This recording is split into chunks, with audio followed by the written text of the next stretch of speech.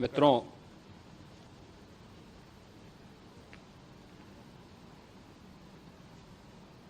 महाकुंभ प्रयागराज का आज मौनी अमावस्या का मुख्य स्नान है और कल सायंकाल 7 बजे से ही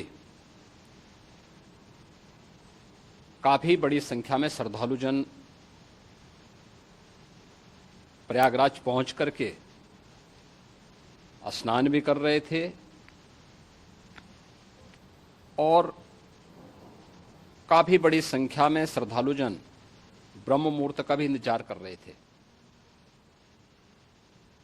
एक दुर्भाग्यपूर्ण हादसा इसी दौरान अखाड़ा मार्ग पर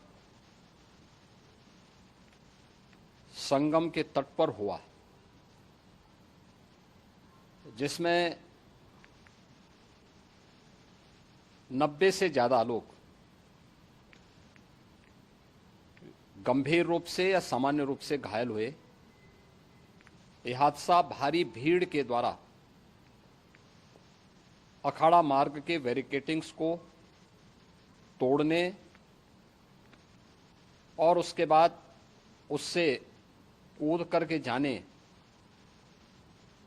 के कारण वहां पर हुआ है, जिसमें 30 के आसपास लोगों की दुखद मृत्यु हुई है।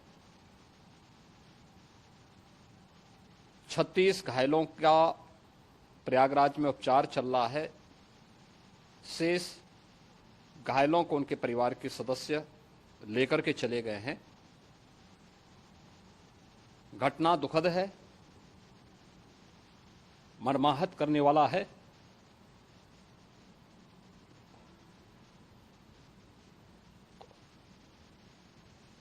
उन सभी परिजनों के प्रति हमारी पूरी संवेदना है। हम लोग रात्रि से ही लगातार प्रशासन के संपर्क में हैं। मेला प्राधिकरण, पुलिस प्रशासन, एनडीआरएफ, एसडीआरएफ,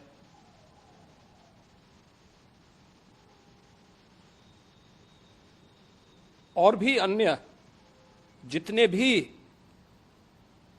व्यवस्थाएं हो सकती थी उन सबको वहां पर तैनात किया गया है।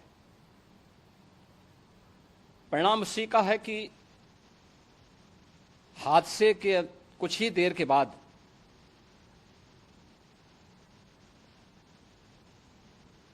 राहत कार्य को ग्रीन कॉरिडोर बना करके प्रशासन ने, पुलिस ने,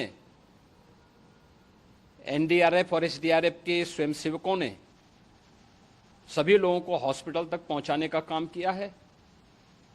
लेकिन दुर्भाग्य से इस दौरान ये मौतें हुई हैं।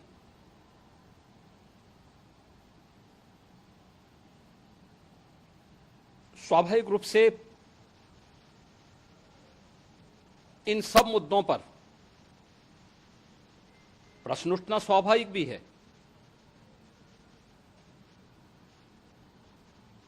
उपचार के बाद बहुत सारे लोग अपने परिवारजनों के साथ जा चुके हैं, उनके परिवार के लोग ले जा चुके हैं। जो बाकी बच्चे हैं उनका उपचार चल रहा है। उपचार के सारे इंतजाम वहां किए गए हैं।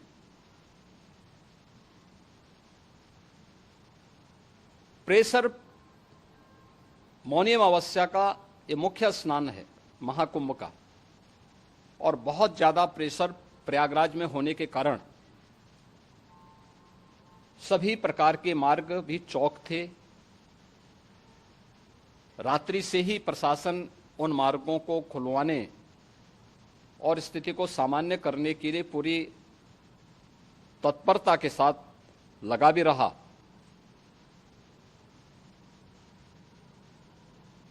ये सभी घटनाओं के बाद, ये जो हादसा हुआ है, इस हादसा के बाद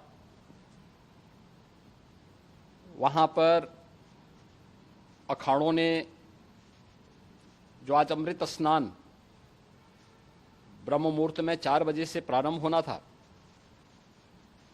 मेला प्राधिकरण के अनुरोध पर उन्होंने स्थगित किया था। अपराह्न में अमृत स्नान प्रारंभ हुआ, जिसमें सभी अखाड़ों ने और अन्य जो सहयोगी संस्थाएं हैं उन लोगों ने इसमें भाग लिया। सभी पूज्य आचार्य महामंडलेश्वर भी इस अमृत स्नान में भागीदार बने।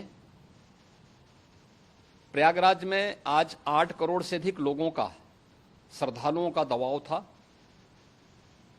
यद्यपि अगल बगल के जनपदों में मिर्जापुर, भदोई, प्रतापगढ़, फतेहपुर, कौशाम्बी, इन सभी जनपदों में भी होल्डिंग एरिया बना करके काफी बड़े पैमाने पर श्रद्धालुओं जनों को रोका गया था, जिन्हें अमृत स्नान संपन्न होने के बाद सभी अखाड़े स्नान संपन्न कर चुके हैं। उसके बाद अब वहां से रिलीज किया गया है। इतना भारी दबाव ये पहली बार वहां पर देखने को मिला था, और जिसके बारे में हम लोगों ने पूरे इंतजाम करने के प्रयास भी किए गए थे। रेलवे स्टेशनों पर, चाहे वह झूसी हो, चाहे वह प्रयागराज सिटी हो, प्रयागराज हो, फाफामऊ हो, उन सभी पर लगातार दबाव बना रहा। रेलवे ने भी इस दौरान वहां के दबाव को ध्यान में रखते हुए मेला स्पेशल चलाई। रूटीन और मेला स्पेशल को मिलाकर के लगभग 300 से अधिक ट्रेन रेलवे के द्वारा अब तक चलाई जा चुकी हैं, और जिससे श्रद्धालु जनों को उनके गंतव्य तक पहुंचाया जा सके। उत्तर प्रदेश परिवहन निगम ने भी अपनी 8000 से अधिक बसें श्रद्धालु जनों को उनके गंतव्य तक पहुंचाने के लिए लगाया हुआ है, और जिससे उन सबको सुरक्षित उनके घरों तक पहुंचाया जा सके। दिन भर स्मूथली, बहुत ही सुगमता के साथ पूरा स्नान इसके बाद हुआ है, जिसमें पूज्य शंकराचार्य, आचार्य महामंडलेश्वर, वरिष्ठ संतजन और सभी अखाड़ों ने इसमें पूरा सहयोग भी किया और पूरे कार्यक्रम को सकुशल संपन्न करने में अपना योगदान भी दिया है। ये सभी घटनाएं मर्माहत करने वाली भी हैं और एक सबक भी है, लेकिन हादसे के तह में भी जाने की आवश्यकता है। और इसी दिशा से सरकार ने भी तय किया है कि हम इसकी एक जुडिशियल इंक्वायरी भी करेंगे, क्योंकि कई बार रिव्यू होने के बाद स्थानीय स्तर पर हर प्रकार की सतर्कता के बाद आखिर कहां से ऐसे हादसे फिर भी होते हैं और हुए हैं। इसके लिए हम लोगों ने न्यायमूर्ति हर्ष कुमार के नेतृत्व में पूर्व डीजी श्री वीके गुप्ता